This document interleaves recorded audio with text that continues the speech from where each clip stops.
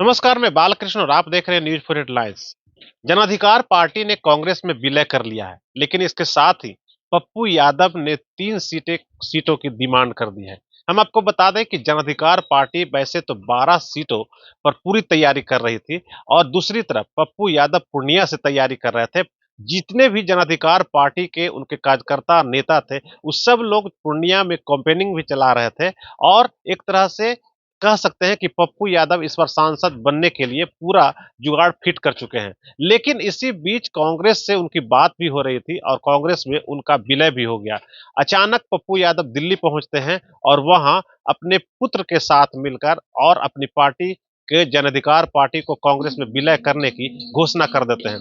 इसके बाद उन्होंने सीधे तौर पर कांग्रेस नेतृत्व से 3 सीटों की डिमांड कर दी है। उन्होंने साफ तौर पर कहा है कि एक सीट वो पूर्णिया से खुद लड़ेंगे और दूसरी सीट वो मांग रहे हैं सीतामढ़ी और तीसरी किसी अल्पसंख्यक समाज से कोई उम्मीदवार है उन्हें उतारने के लिए, उन्हें लड़ाने के लिए पप्पू यादव ने डिमांड कर दी है। सीतामढ़ी सीट से कांग्रेस से जो डिमांड की गई है उसके मुताबिक आपको हम ये बता सकते हैं कि राघवेंद्र कुशवाहा के जो जन अधिकार पार्टी के प्रदेश अध्यक्ष हुआ करते थे पप्पू यादव के साथ में, उनके लिए डिमांड की गई है पप्पू यादव की तरफ से।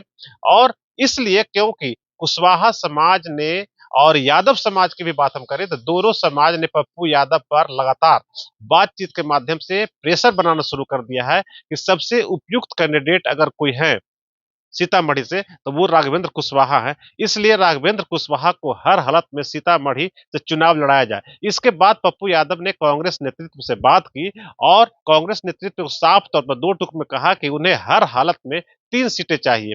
हमें जो सूत्र से जो जानकारी मिल रही है उसके मुताबिक 2 सीट पर देने के लिए कांग्रेस हामी भर दी है। एक सीट पूर्णिया जहां से पप्पू यादव खुद लड़ेंगे और दूसरी सीट सीतामढ़ी जहां से राघवेंद्र कुशवाहा को लड़ाया जा सकता है। राघवेंद्र कुशवाहा हम आपको बता सकते हैं बहुत ही मजबूत लीडर है और इसके पहले भी वो विधानसभा का चुनाव सीतामढ़ी क्षेत्र से ही लड़ चुके हैं, लेकिन उन्हें वहां से जीत हासिल नहीं हुई थी। लेकिन इसके बावजूद वो पप्पू यादव के साथ बने हुए रहे हैं। इसके पहले वो रामविलास पासवान के साथ भी रह चुके हैं। इसके अलावा जदयू में भी वो रह चुके हैं। तो काफी मजबूत और कद्दावर लीडर में से माने जाते हैं। राघवेंद्र कुशवाहा का जो व्यक्तिगत जो बैकग्राउंड है वो काफी पढ़े लिखे और काफी उनका जो शैली है बहुत ही गंभीर शैली और राजनीतिक सोच वाले भी व्यक्ति हैं। और कहा जा सकता है कि अगर राघवेंद्र कुशवाहा को सीतामढ़ी से टिकट दिया जाए तो वो सीट निकल भी सकती है। तो एक तरह से कह सकते हैं कि पप्पू यादव की पार्टी जो कांग्रेस से विलय की है, पप्पू यादव को इस बार 2 सांसद तो जरूर उनके साथ हो जाएंगे, एक सहयोगी राघवेंद्र कुशवाहा हो जाएंगे। तो राघवेंद्र कुशवाहा को सीतामढ़ी सीट कंफर्म हो गई। मेरे जो सूत्र है उसके हिसाब से हम कह सकते हैं कि सीतामढ़ी का जो सीट है वो राघवेंद्र कुशवाहा को मिल सकता है और पप्पू यादव खुद पूर्णिया से चुनाव लड़ सकते हैं। तो पप्पू यादव का 2 सीट जो दबाव है कांग्रेस पर, कांग्रेस ने भी हामी भर दी है और बहुत ही जल्द इसका घोषणा भी हो सकता है। मेरे साथ बने रहिए इसी तरह के तमाम खबरों को देखने के लिए और मेरे चैनल को अगर आप अब तक सब्सक्राइब नहीं किए हैं तो जरूर सब्सक्राइब करिए। नमस्कार।